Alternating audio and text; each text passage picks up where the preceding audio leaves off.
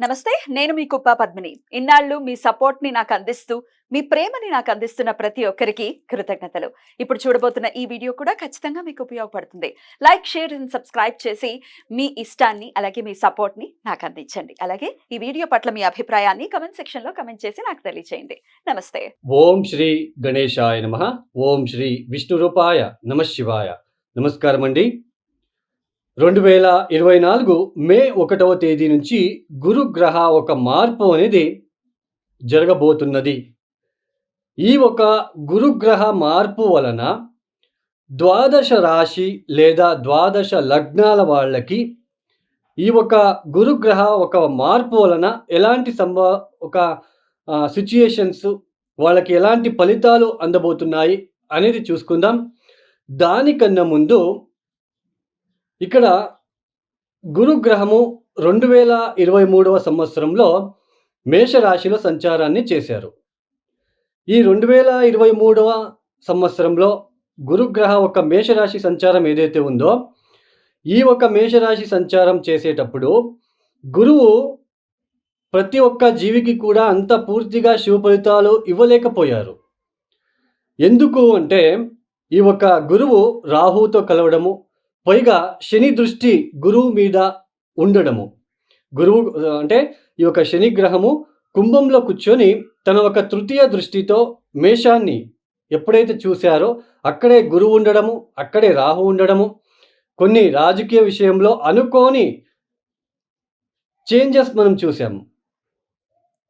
తర్వాత అనుకోని ఒక ప్రమాదాలు చూసాము. అయితే అంటే గురువు ఇచ్చే ఫలితాలు ఆయన ఇవ్వలేకపోయాడు. ఆయన ఒక్కడే ఉన్నప్పుడు ఆయన పూర్తిగా ఇచ్చే ఫలితాలు బావుంటాయి. ఆయన ఎప్పుడూ చెడు గ్రహాల ఒక కలయిక, చెడు గ్రహాల దృష్టి ఉన్నప్పుడు ఆయన ఆ ఫలితాలని ఎక్కువగా ఇవ్వలేకపోతాడు. అయితే ఈ ఒక 2024 మే 1వ తేదీ నుంచి 2025 మే 15వ తేదీ వరకు కూడా గురువు వృషభంలో సంచారం చేసేటప్పుడు ఏ గ్రహాల ఒక డిస్టర్బెన్స్ అనేది ఉండదు. రాహు, శని గ్రహ దృష్టి అయితే అస్సలు ఉండదు. అంటే ఈ ఒక సమయంలో కొద్దిగా గురువు ఫ్రీగా ఉంటాడు అని అర్థం. మంచి ఫలితాలు ఇవ్వడానికి అవకాశాలు ఉంటాయి. అయినా ఇక్కడ ఈ ఒక వృషభ రాశి అనేది శుక్రుడి యొక్క ఇల్లు అవుతుంది. అయినప్పటికీ ఈ యొక్క శుక్రుడు ఇంట్లో ఏ నక్షత్రాలు వస్తాయి అంటే కృతికా నక్షత్రం, రోహిణి నక్షత్రం, మృగశిర నక్షత్రం. సూర్య, చంద్ర, కుజుల ఒక నక్షత్రమే ఉంటుంది కాబట్టి ఈ నక్షత్రాల మీదే గురుగ్రహ ఒక ప్రయాణం సాగుతుంది కాబట్టి పెద్దగా మనకి శుక్రుడి ఇంట్లో ఉన్నప్పటికీ గురువు మనకి అందరికీ మంచి ఫలితాలే ఇస్తారు అని మనం చెప్పుకోవచ్చు. కాలపురుష చక్రం నుంచి మనం ఫస్ట్ భౌగోళికంగా చూసుకుందాం. అంటే మనందరికీ ఎలా ఉంటుంది గురుగ్రహ మార్పు? ద్వాదశ రాశుల వాళ్ళకి అంటే ఇండివిజువల్‌గా రాశులు వస్తాయి. బట్ మనకి గ్రూప్‌లో మన సామూహికంగా ఎలా ఉంటుంది? ఒక భౌగోళికంగా ఎలా ఉంటుందని చూసుకున్నట్లు గనకైతే కాలపురుష చక్రం నుంచి గురుగ్రహం ఎన్నో రాశిలో సంచారం చేస్తున్నారు. కాలపురుష చక్రం అంటే ఏంటి? ఈ ఒక ద్వాదశ రాశిలలో మొట్టమొదటి రాశి ఏది? మేషరాశి. రెండవ రాశి వృషభ రాశి. అలాంటి రెండవ రాశిలో గురుగ్రహ యొక్క సంచారం ఏదైతే ఉందో, ఈ ఒక రెండవ రాశి అంటే ఏంటి? రెండవ స్థానానికి సంబంధించినది. మొట్టమొదటిగా మనం ఏం చూసుకోవచ్చు? Food industries, food business. ఈ యొక్క ఫుడ్ బిజినెస్ చేసే వాళ్ళకి చాలా చక్కని ఫలితాలు అందుకోబోతున్నారు. మంచి లబ్ధి అనేది ఉంటుంది. ఫుడ్ ఇండస్ట్రీస్ అనేది డెవలప్ అవ్వడానికి అవకాశం ఉంటుంది. మనకి ద్వితీయ స్థానం అంటే ఏంటి? Financial sectors. ఆర్థిక విషయంలో కొన్ని అభివృద్ధి మనము చూసుకోవడానికి అవకాశాలు ఉంటాయి అని చెప్పుకోవచ్చు.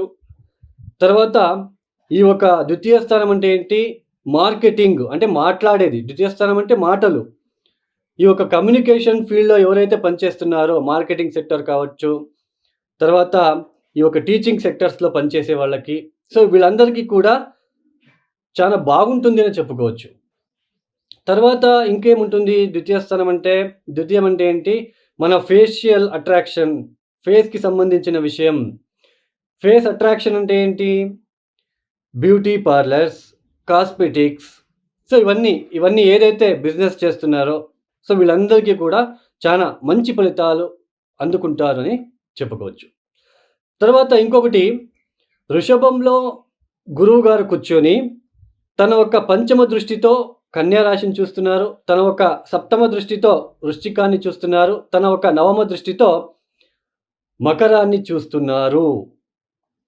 అంటే మీ యొక్క జన్మజాతకంలో కన్యా రాశిలో లేదా వృశ్చిక రాశిలో లేదా మకర రాశిలో గనక ఏదైనా గ్రహాలు ఉన్నప్పుడు ఆ ఒక గ్రహాల దశ నడుస్తూ ఉన్నట్లు గనక అయితే ఈ యొక్క గురువు గారి దృష్టి ఉంటుంది కాబట్టి ఇంకా మంచి ఫలితాలు అందుకోవడానికి అవకాశాలు ఉంటాయి. ఇది మనం గుర్తుంచుకోవాలి. మన దశాభుక్తులు మనం చూసుకున్నప్పుడు గురువు వచ్చినప్పుడు ఆ ఒక దశానాథుడి మీద దృష్టి ఏర్పడినప్పుడు ఆ ఒక దశ ఏమైనా ఇబ్బంది పెట్టినట్లు కనుకైతే గురు దృష్టి పడుతుంది కాబట్టి ఆ ఇబ్బందుల నుంచి బయటపడతామని చెప్పుకోవచ్చు. సరే, ఈ యొక్క ద్వాదశ రాశుల వాళ్ళకి ఈ యొక్క గురుగ్రహ ఒక మార్పు వృషభంలో జరుగుతుంది కాబట్టి ఈ యొక్క ద్వాదశ రాశుల వాళ్ళకి కూడా ఎలా ఉంటుందో మనము ఒక్కొక్క రాశిగా చూసుకుంటూ వెళ్దాం.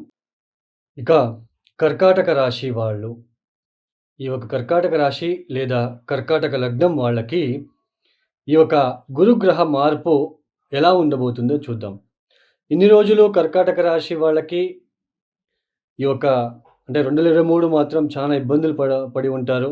అష్టమ శని, దశమ రాహు, దశమ గురు వలన ఉద్యోగంలో ఇటు శారీరకంగా కావచ్చు, ఈ యొక్క ఆర్థిక విషయంలో కావచ్చు, కుటుంబ విషయంలో కావచ్చు చాలా ఇబ్బందులు అయితే పడ్డారు. ఇక మీద మే 1వ తేదీ నుంచి గ్రాడ్యువలీ ఎలా ఉంటుందో చూద్దాం. ఈ యొక్క 2024 మే 1వ తేదీ నుంచి గురువు వృషభంలో అంటే కర్కాటక రాశి లేదా కర్కాటక లగ్నం నుంచి లాభస్థానంలో సంచారాన్ని ప్రారంభం చేయబోతున్నారు. అయితే మే మాసం మొత్తం కూడా గురుగ్రహ మౌఢ్యమి జరుగుతుంది. అంటే గురుగ్రహం అస్తంగతమైపోతున్నాడు. అంటే గురుగ్రహ మౌఢ్యమి అంటే ఈ మాసమంతా కూడా మనకి కొద్దిగా గురువు పూర్తిగా శుభ ఫలితాలని ఇవ్వలేరు.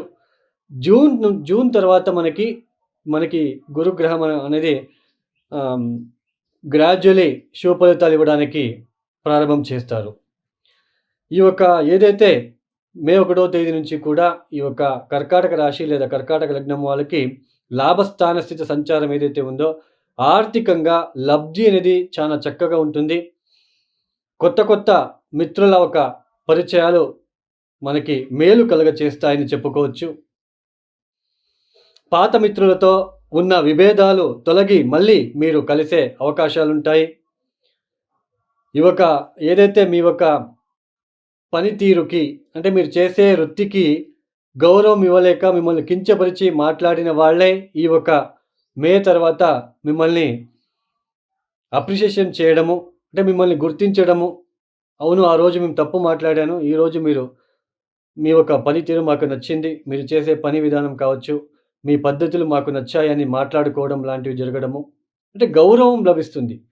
ఇన్ని రోజులు ఏదైతే ఇతను దేనికి పనికిరాడు అన్నట్టుగా ఎవరైతే మిమ్మల్ని చులకగా చూసి ఉంటారో ఇక మీద వాటిలన్నిటికీ కూడా ఫుల్ స్టాప్ పెట్టి ముందుకు సాగడానికి మంచి విషయంలో మంచి గౌరవం, మంచి కీర్తులతో పాటు మీరు ముందుకు సాగడానికి అవకాశాలు గోచరిస్తున్నాయి. వ్యాపార రీత్యా మీకు ఇక్కడ ప్రయాణాలు ఏర్పడుతూ ఉంటాయి. తరచూ ప్రయాణాలు చేసే అవకాశాలు ఉంటాయి. మీ యొక్క తెలివితేటలతో మంచి లాభాన్ని చూసే అవకాశాలు ఉంటాయి ఈ ఒక సంవత్సరంలో. సంతానం విషయంలో అభివృద్ధి కలగడం లాంటివి మీరు ఇక్కడ చూడొచ్చు. భార్యాభర్తల మధ్య సఖ్యత ఏర్పడడానికి అవకాశాలు లభిస్తాయి.